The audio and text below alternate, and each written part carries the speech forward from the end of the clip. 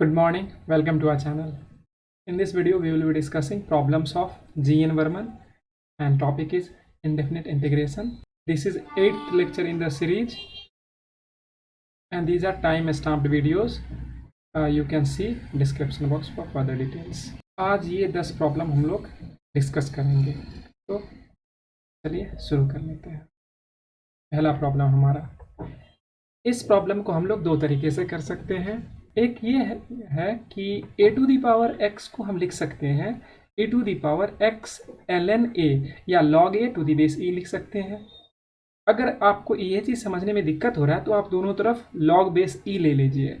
तो log base e अगर लेंगे a to the power x और log e और e x ln a, यहाँ भी बेसिकली e बेस e है, ये क्या हो जाएगा, ये लेफ्ट हैंड साइड में x आ जाएगा और ये क्या होगा log e base a is equal to, ये पावर में टर्म है तो पावर का टर्म जो होता है वो मल्टीप्लिकेशन में आता है, x ln a और log e e, ये टर्म बेसिकली 1 होता है और ये टर्म भी हमारा ln a ही है। हम इसको लिख सकते हैं ln a is equal to x ln a।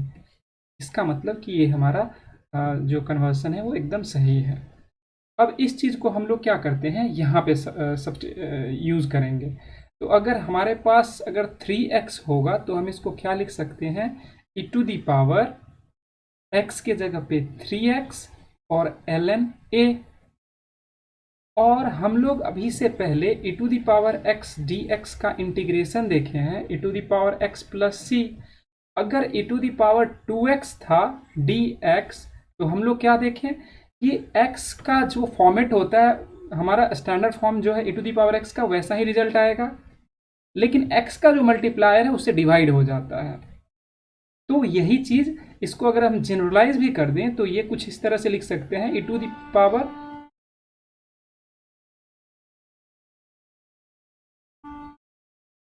तो इसको हम लिख सकते हैं e to the power mx dx is equal to e to the power mx upon m plus c। तो ये कुछ इसी तरह का है। हम इसको लिखेंगे क्या, e to the power 3x ln a dx। अब देखिए x के बाद जो भी टर्म बचा उसको हम m में कंसीडर कर सकते हैं, तो इसको हम लिखेंगे e to the power 3x ln a और x के अलावा क्या है यहाँ पे 3 ln a प्लस c। ऊपर वाले टर्म को वापस हम a to the power 3x लिख सकते और नीचे वाले टर्म को या तो हम ऐसे ही रहने दें या इसको हम 3 को a के पावर में a क्यूब कर सकते हैं, बट ऐसे भी हम इसको रहने दे सकते हैं। तो ये हमारा हो गया फाइनल आंसर। कुछ लोग डायरेक्ट फॉर्मूला भी सोच रहे होंगे कि हम a to the power x का फॉर्मूला डायरेक्ट यूज कर ले, अगले पेज में हम लोग वो डिस्कस कर लेते हैं।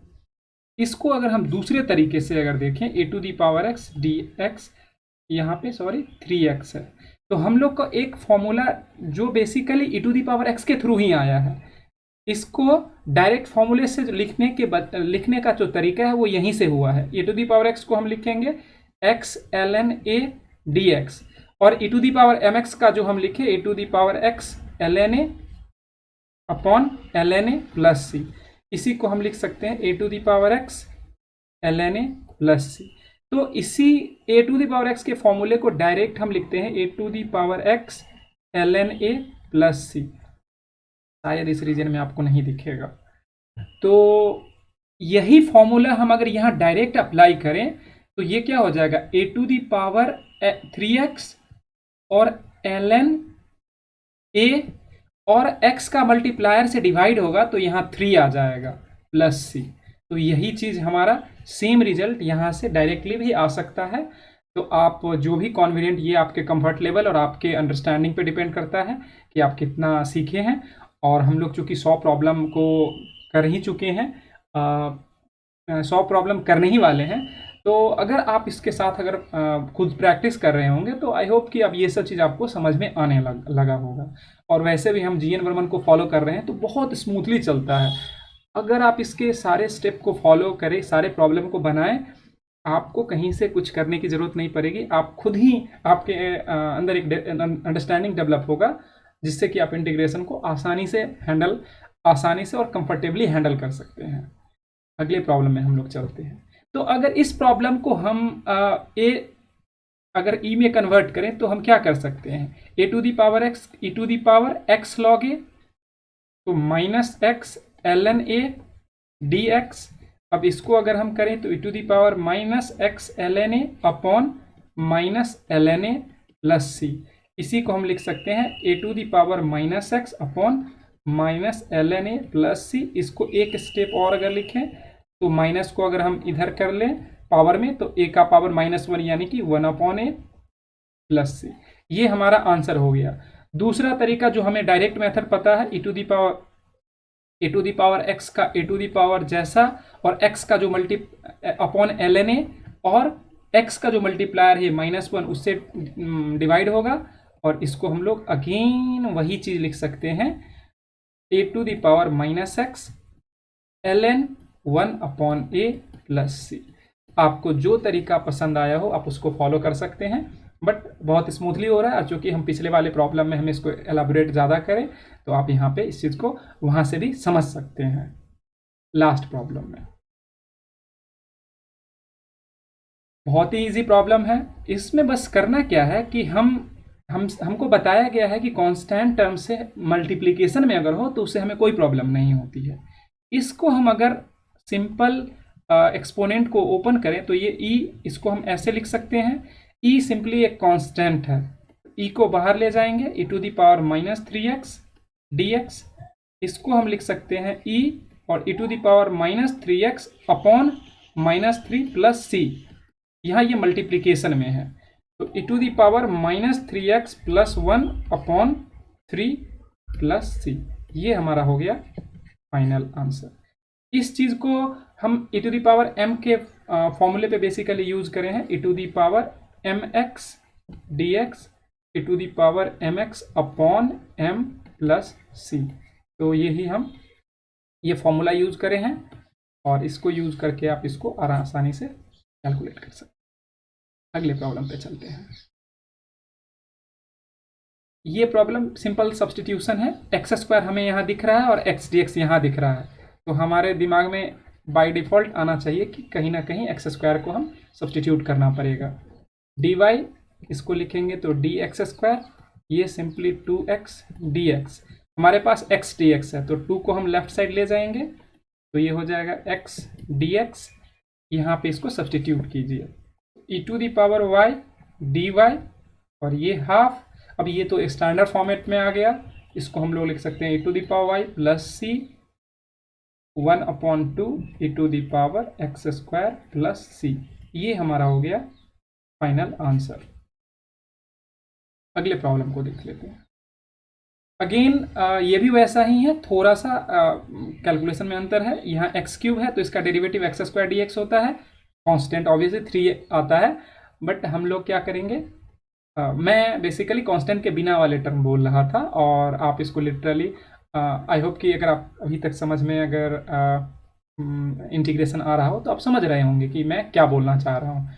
बेसिकली मैं वेरिएबल का टर्म ही से बोल रहा था, कांस्टेंट टर्म से चूंकि हमारे इंटीग्रेशन में नहीं फ़र्क पड़ेगा इसीलिए मैं मिस कर दे रहा। बट कांस्टेंट टर्म भी साथ में अगर रखें तो अच्छी बात है। y इज इक्वल टू, लेकिन लिखने में ऐसा नहीं करना है। लिखने में अगर आप स्किप करेंगे तो वो गलत माना जाएगा, वो आउटराइटली गलत। ये एक्स क्यूब है तो इसको हम -x³ भी ले सकते हैं और प्लस भी ले सकते हैं। हम यहाँ प्लस लेके करते हैं और आप देख लीजिए कोई फर्क नहीं पड़ेगा। 3x² dx हमारे पास क्या है, x² dx है तो हम इसको ऐसे लिखें। अब इसको हम यहाँ ले चलते हैं। अगर e टू दी पावर ये हो गया -y dy और 1/3 हमारे पास आ गया 1/3 और e to the power -y को e to the power -y upon minus plus, ये basically e to the power mx के जैसा हो गया जहाँ m का वैल्यू -1 है। तो इसको हम लोग फर्दर क्या लिख सकते हैं, e to the power y का वैल्यू x -y है x³ प्लस c। ये हमारा आंसर हो गया। अगले प्रॉब्लम पे चलते हैं। हाँ, अब प्रॉब्लम हमारा थोड़ा सा इरेशनल वाले में आ रहा है और थोड़ा सा हमारा प्रॉब्लम अब अच्छा होने वाला है। इनफैक्ट इसके बाद वाले लेक्चर में प्रॉब्लम का लेवल थोड़ा सा इम्प्रूव होगा। तो यहाँ पे देखिए हम लोग एक फॉर्म देखे थे √1 minus x square D x. तो ये हुआ करता था क्या, साइन इनवर्स एक्स प्लस सी। ठीक है, अगर हमारा ऐसा होता √a² minus x square D x, तो इसको हम लोग क्या लिखते हैं, sine inverse x upon a plus c. यहाँ पे ए के जगह पे 1 है तो ऑब्वियसली ये ऐसा बन रहा है। ये सारा फॉर्म इरेशनल इंटीग्रेशन का है और हम लोग इसको आगे के वीडियोस में, जब हमारा प्रॉब्लम कहाँ तक पहुँचेगा, ये इरेशनल शुरू होता है इसमें 1832 के अराउंड, मतलब अभी थोड़ा सा टाइम है, 1832 के अराउंड से नहीं उसके और आगे बाई पार्ट्स है, बाई पार्ट्स के बाद इरेशनल शुरू होगा। तो हम लोग उसमें इस सारे का डेरिवेशन भी करेंगे। अभी हम लोग स्टैंडर्ड फॉर्म के जैसे इसको यूज करेंगे। एक और बात, फिर ऐसा हम लोग क्यों करते हैं, तो इसका बहुत सिंपल एनालॉजी है। हम लोग लाइफ आप कहीं भी आपका जन्म हुआ हो, आप अपना लैंग्वेज पहले सीख लेते हैं, उसके बाद उस लैंग्वेज को लिटरली उसका अक्षर, वर्णमाला, अल्फ़ाबेट्स वगैरह बाद में सीखते हैं। सेम फंडा यहाँ पे भी है। हम लोग पहले बेसिक लेवल इंटीग्रेशन सीख लेते हैं और उसके बाद फिर हमको बताया जाता है कि ये सारा स्टैंडर्ड फॉर्म को हम लोग डिराइव कर सकते हैं। अगर हम पहले इंस्टेंस में अगर डिराइव करना शुरू कर दें तो किसी को कुछ नहीं समझ में आएगा और सब आधे से ज़्यादा बच्चे जो है डर के ही छोड़ देंगे। तो इसीलिए ये चीज़ आप समझ सकते हैं। हम लोग क्या करेंगे, इसको यहाँ पे let y is equal to x upon 3, और इस चीज़ को मैं बहुत ज़्यादा डिलिब्रेट कर चुका हूँ, तो हम यहाँ पे डिलिब्रेट नहीं करेंगे। क्यों नहीं करेंगे, क्योंकि यहाँ पे d के साथ x अपॉन 3 है, तो हम इसमें से कांस्टेंट बाहर नहीं निकालेंगे, क्योंकि अगर हम कांस्टेंट बाहर निकाल के करते हैं तो यहाँ भी कांस्टेंट बाहर निकालना पड़ेगा, जो अननेसेसरी एक्स्ट्रा वर्क और कोई फ़ायदा नहीं। बस क्या होता है कि शुरू में जब आपको पता नहीं होता तो आप कंफ्यूज होते हैं कि अच्छा हमको तो हमेशा dx, सॉरी यहाँ पे ये dx गलत लिखा गया है, ये टाइपिंग मिस्टेक है, सॉरी। तो ये dx नहीं होगा, यहाँ पे ऑलरेडी dx है, तो ये क्वेश्चन टाइप करते वक्त गलती हो गई है। तो ये आपको चूंकि हमारे पास ऑलरेडी है और इसको हमको सिखाया जाता है dx के फॉर्मेट में हमेशा, तो हमें कन्फ्यूजन होता है कि अरे ये कौन सा डेरिवेटिव आ गया। तो आप इसको सिंपली y मान लीजिए और इसको dy is equal to da और सारे को y में कन्वर्ट कीजिए, आपका सारा कन्फ्यूजन गायब हो जाएगा। dy √1 minus y square. अब देखिए ये एकदम इसी के जैसा है, हम लोग जो ये स्टैंडर्ड फॉर्म सीखे हैं इसी के जैसा। इसको हम लोग क्या लिख सकते हैं, sine inverse y plus c. y क्या है हमारा, x अपॉन 3 है, sine inverse x upon 3 plus c. Answer. एक होमवर्क मैं यहाँ पे देता हूँ, होमवर्क, और मैं जो लोग फॉलो करते हैं मैं उनसे एक्सपेक्ट करता हूँ कि आप इस होमवर्क को बनाएंगे, ठीक है। और मैं कमेंट सेक्शन में भी डाल दूंगा ताकि जो लोग इस प्रॉब्लम को नहीं देख रहे हैं या नहीं देख पाए इस प्रॉब्लम को देख के इस होमवर्क को फॉलो करें।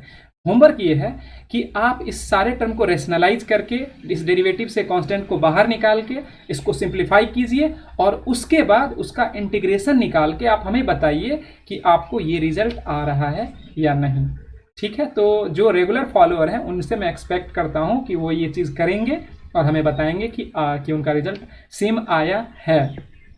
ऑब्वियसली सही आएगा तो सेम ही आएगा, ठीक। अगले प्रॉब्लम पे चलते हैं। ये भी अगेन हमारा सेम फॉर्मेट है, 1 minus x square D x, जो कि साइन इनवर्स एक्स का इसका इंटीग्रेशन साइन इनवर्स एक्स होता है।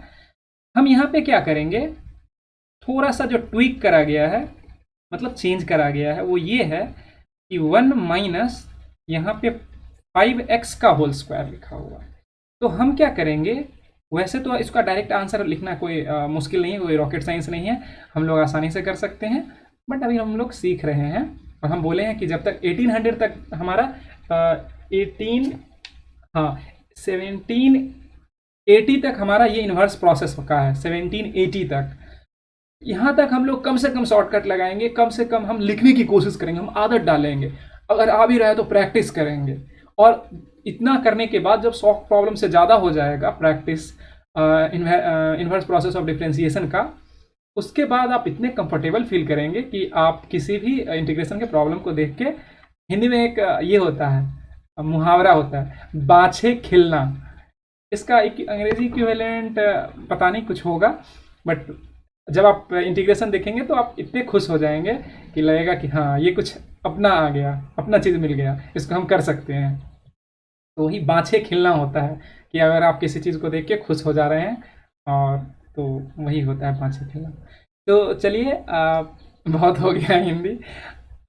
Late y is equal to 5x, dy is equal to 5dx हम लिख सकते हैं, अब तो आप बड़े हो गए हैं। तो इसको हम लोग क्या करेंगे, फिर इसको इसमें से हम dx निकाल लेते हैं, इसको रीराइट करेंगे तो 1/5 dy under root 1 minus y square is equal to 1/5 sine inverse y plus c is equal to 1/5 sine inverse y plus c। Sorry, y दोबारा लिखने की ज़रूरत नहीं है, हम यहाँ पे डायरेक्ट x के फॉर्मेट में लिख सकते थे, ये इनफैक्ट लिखने का मोटो भी यही था, 5x प्लस c। तो ये हमारा आंसर हो गया। अब मैं ये चीज़ रिकैप कराना चाहूँगा कि जब हमारा ये प्रॉब्लम जो है एकदम इस फॉर्मेट का प्रॉब्लम है, और हम बताए हैं कि अगर हमारा इंटीग्रांड जो है वो स्टैंडर्ड फॉर्मेट में अगर आ गया, तो उस केस में हम क्या करेंगे कि हम डायरेक्ट उसी स्टैंडर्ड रिजल्ट को यूज करेंगे, x के जगह पे 5x ऑब्वियसली रहेगा, और ओवरऑल रिजल्ट में x के जो मल्टीप्लायर है उससे डिवाइड हो जाएगा। वही चीज़ यहाँ पे एक्चुअली हो रहा है। इस प्रॉब्लम को देखते हैं, ये बहुत ही सिंपल सा प्रॉब्लम है। ये हमारा जो स्टैंडर्ड फॉर्म है 1 प्लस एक्स, इसको हम लोग लिख सकते हैं tan inverse x plus c। ये कुछ उसी तरह का है, इसको थोड़ा सा रिराइट करना पड़ेगा। 1 प्लस अगर हम इसको लिखें तो 3x स्क्वायर, अभी ये स्टैंडर्ड फॉर्मेट का है, इसका डायरेक्ट आंसर भी हम लिख सकते हैं, क्या होगा tan इनवर्स 3x और 1/3 से डिवाइड कर देना होगा। तो इसको हम डायरेक्ट अगर लिखना चाहें तो लिख सकते हैं tan inverse 3x/3 plus c, ये हमारा आंसर हो गया। लेकिन अगर हम इसको नॉर्मल प्रोसीजर फॉलो करें तो कोई ज़्यादा प्रॉब्लम नहीं है इसमें। 3dx, इसको अगर हम एक स्टेप लिखें तो 1/3 dy is equal to dx। अब हम इसको थोड़ा सा साइड करके यहाँ पे इसको लिखते हैं, तो dx के जगह पे 1/3 और dy अंदर में, और ये हो जाएगा 1 प्लस वाई स्क्वायर। ये हो गया 1/3 tan इनवर्स y प्लस, इसको लिखेंगे तो 1 और tan इनवर्स y के जगह पे क्या हो जाएगा 3x प्लस c। देखिए दोनों रिजल्ट एकदम सेम है। अगली प्रॉब्लम को देखते हैं। ये प्रॉब्लम हमारा जो एक स्टैंडर्ड रिजल्ट जो है साइन इनवर्स x का ही, उसी का एक स्पेशल फॉर्म है। इसमें 1 के जगह पे a है, इसको हम लोग लिखते हैं x/a प्लस c। इस सारे का डेरिवेशन हम लोग को करना है, बट अभी नहीं करना है, ठीक है। अभी हम लोग को मतलब इंटीग्रेशन का बेसिक सीख रहे हैं। जैसे बचपन में बच्चा लोग क्या होता है, मम्मी पापा से शुरू करते हैं और उसके बाद पूरा लैंग्वेज सीख जाते हैं, फिर स्कूल में किंडरगार्टन में जाके वहाँ पे वो अल्फ़ाबेट सीखते हैं। बस कुछ उसी तरह का सिचुएशन है। हम लोग अभी किंडरगार्टन से ग्रेजुएट होके छोटे अगली क्लास में ट्रांसफ़र होने वाले हैं, तो अभी हम लोग इस स्टैंडर्ड रिजल्ट को यूज़ करेंगे, ठीक है। इसको हम लोग क्या लिख सकते हैं, dx और अंडर रूट इसको 2 का स्क्वायर माइनस x का स्क्वायर। अब इसको हम लिख सकते हैं इस फॉर्मूले, डायरेक्ट अगर इस फॉर्मूले को यूज करें तो sine inverse x/2 plus c। वैसे मैं एक हिंट दूंगा जिससे आप चाहें तो इस प्रॉब्लम को भी वही स्टैंडर्ड फॉर्मेट में कन्वर्ट कर सकते हैं। आप मान लीजिए x is equal to 2y, और इसके बाद x को y में कन्वर्ट कीजिए और उसके बाद सारा चीज़ को सिंप्लीफाई कीजिए, फाइनल रिजल्ट जो होगा वो यही आएगा, ठीक है। Last but not the least ये प्रॉब्लम, और इसमें ये भी हमारा कैसा है 1/, अब tan इनवर्स x में भी क्या होता है x² प्लस a² dx होता है। इसका फॉर्मेट होता है 1/a tan inverse x/a plus c।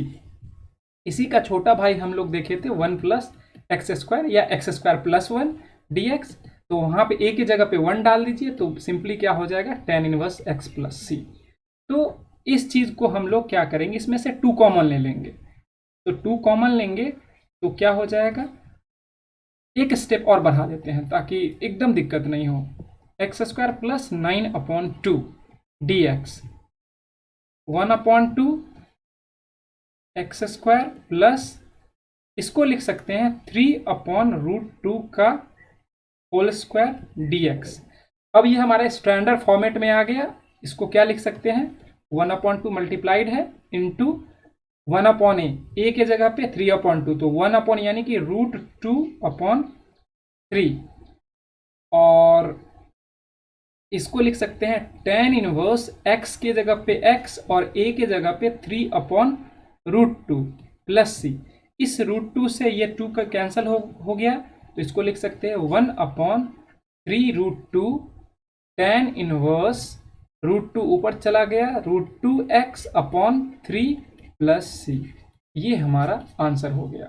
तो हम लोग इस केस में 2 टाइप के प्रॉब्लम को देखे, e⁻x फॉर्म को देखे, कुछ e⁻x वाले प्रॉब्लम जो सब्स्टिट्यूशन बेस्ड था वो देखे, और कुछ साइन इनवर्स और tan इनवर्स वाले प्रॉब्लम को देखे। अगले सेक्शन में हम इसी तरह के और भी प्रॉब्लम को देखेंगे। और आपको चूंकि पता ही है कि हम GN वर्मन फॉलो कर रहे हैं, तो 1763 ऑनवर्ड्स हम लोग आगे का प्रॉब्लम डिस्कस करेंगे अगले वीडियोज़ में। तो thank you for watching this video. अगर हमारा कंटेंट आपको अच्छा लगता हो तो आप इस चैनल को सब्सक्राइब कर लें, लाइक शेयर करें, और हमसे जुड़े रहने के लिए हमारे टेलीग्राम पे जुड़ सकते हैं। Thank you again.